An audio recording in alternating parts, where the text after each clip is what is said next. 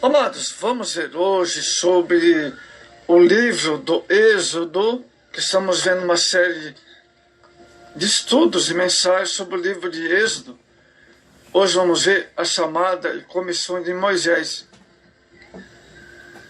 Tenho visto atentamente a aflição do meu povo. Temos como, por exemplo, Atos 7, 34, a chamada e a comissão de Moisés. Livro do Êxodo. Amados, vamos ver as diferentes etapas na vida de Moisés. Segundo Estevão, o primeiro mártir da igreja, podemos dividir a vida de Moisés em 3 etapas, de 40 anos cada. Atos 7, 23, os versos 30 e 36. Primeira etapa, Moisés e o Egito. A primeira etapa foi no Egito, aprendendo a ter algumas coisas, por exemplo, ciência humana, tesouros do Egito e o trono de Faraó. Entretanto, nada pôde desviá-lo do propósito divino para libertar o povo de Israel. Êxodo 2 e o verso 15. O verso 11. Segunda etapa, Moisés e o deserto. A segunda etapa foi o deserto de Midian, região da península da Arábia. Na solidão deserta, aprendeu a ser, isto é, a ser nada. Êxodo 4. Foi viver com seu sogro. E nessa fase de ensinamento, o cuidador de rebanho, que não era seu, tornou-se pastor, auxiliar, para mais adiante cuidar e ensinar o rebanho de Deus. Foi fiel sobre o pouco e sobre o muito foi colocado. Terceiro, Moisés e a obra de Deus, terceira etapa. Na sua terceira etapa da vida, Moisés aprendeu a confiar, passando a acreditar na mais providência divina que nas próprias forças. Êxodo 2:12.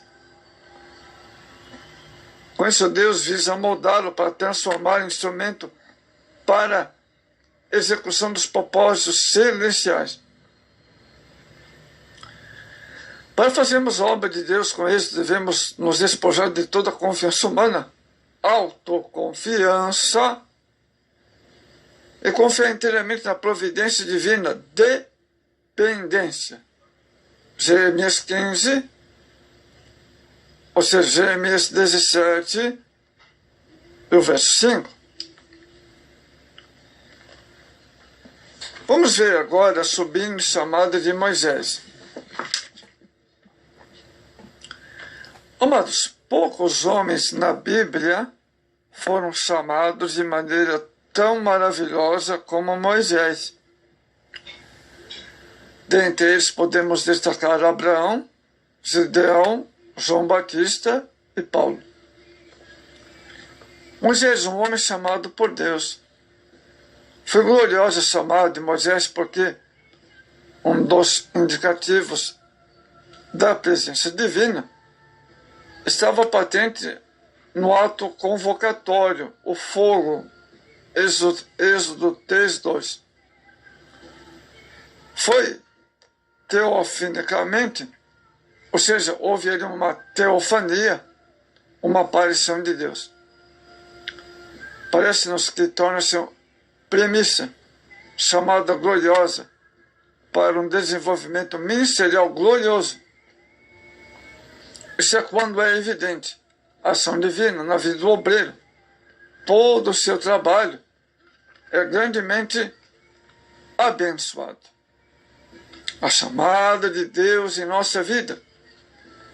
Entendemos que, pelo exemplo de Moisés, que o ministério do servo de Deus é para a glória de Deus, para cumprir nossa tarefa, ser grandemente eficaz, semelhante à de Moisés, para louvor em nome do Senhor.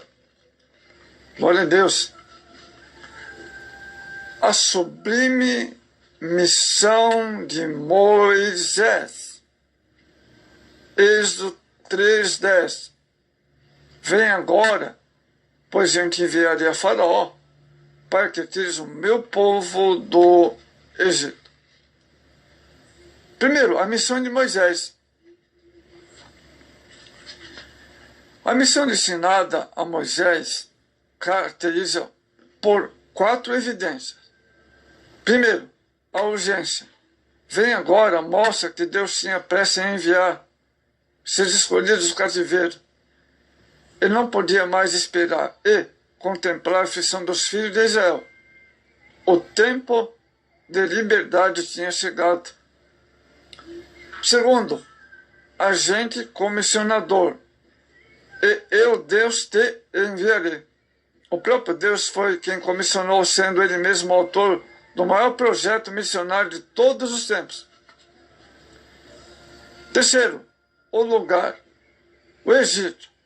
Mostra-nos que o envio tem um local certo, definido para cumprir sua chamada.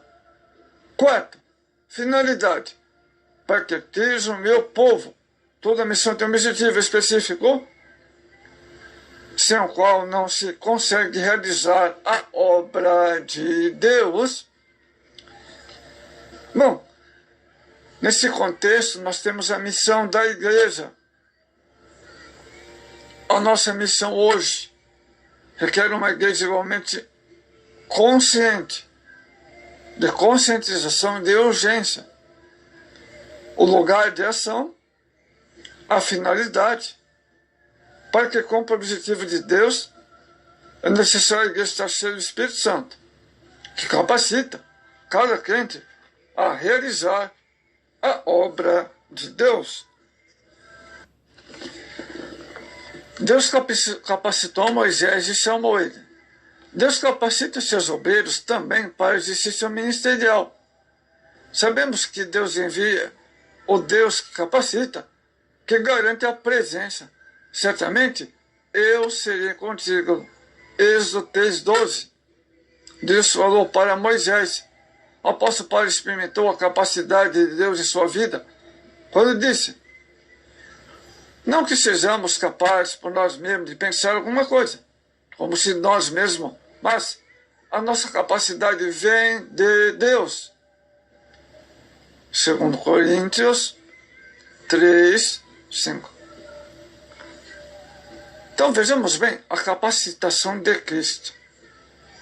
O Senhor Jesus, quando comissionou seus discípulos, de igual forma garantiu o seu imprescindível poder.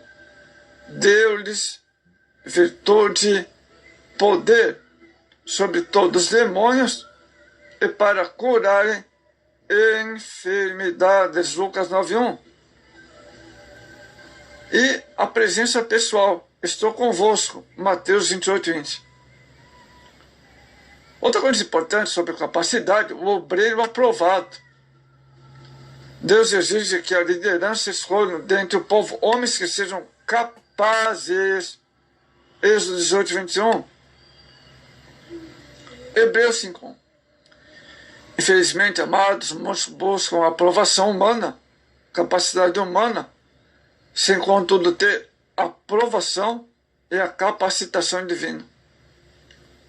2 Timóteo 2:15. Deus nos guarde de crentes, líderes, neófitos, que caem no laço e tentação do diabo. 1 Timóteo 3:6. Para concluirmos, amados, a chamada de Moisés exemplifica a maneira simples, porém poderosa, como Deus chamou o homem para a sua obra, capacitando diante do seu povo. Mas a nossa capacidade vem de Deus. A experiência de Moisés quanto à chamada divina transformou-se em um homem poderoso em obra. Amados, procuremos com todas as nossas forças ter a convicção da nossa chamada e comissão. Devemos sempre orar ao Senhor, amados, para que nos faça entender qual é o alto desígnio para o nosso ministério. Sempre também na absoluta confiança, na dependência do agente comissionador, rogando-lhe sua indispensável presença, glória a Deus,